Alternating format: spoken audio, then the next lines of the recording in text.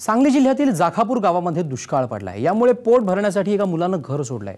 हॉटेलमध्ये काम करून पोट भरण्याचं स्वप्न मनाशी बाळगून निरंजन बोराडे हा शाळकरी मुलगा घर सोडून गेलाय। आता त्याच्या पालकांसह पोलीस त्याचा शोध घेत आहेत। दुष्काळामुळे अनेक कुटुंब उद्ध्वस्त झाली आहेत, तर पोटाची खळगी भरण्यासाठी काही कुटुंब विखुरली गेली आहेत। सांगली जिल्ह्यातल्या कवठे महांकाळ तालुक्यातील जाखापूर हे गावही दुष्काळात होरपळलंय।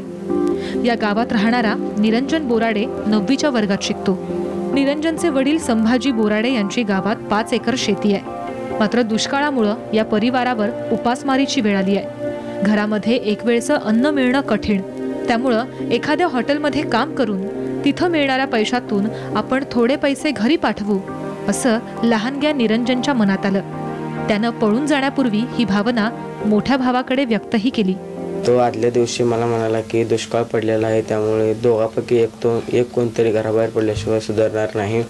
आणि दुसऱ्या दिवशी सकाळी त्याने फोटो आधार कार्ड घेऊन तो 5:15 वाजता शाळेला गेला। निरंजनच्या भावानं आपल्या घरी ही गोष्ट सांगितली। त्याचे वडील लगेच शाळेत गेले, पण तोपर्यंत उशीर झाला। निरंजन तिथून गेला होता। अखेर मुलगा बेपत्ता झाल्याची त्यांनी पोलीस तक्रार केली।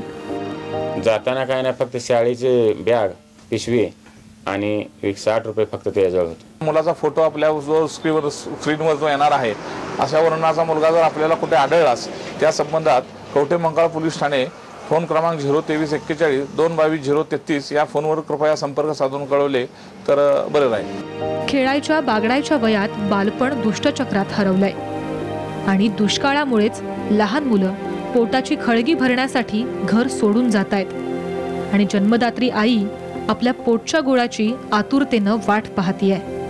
तर मायबाप सरकार डोळस असूनही आंधळं बनलंय। साम टीव्ही सांगली।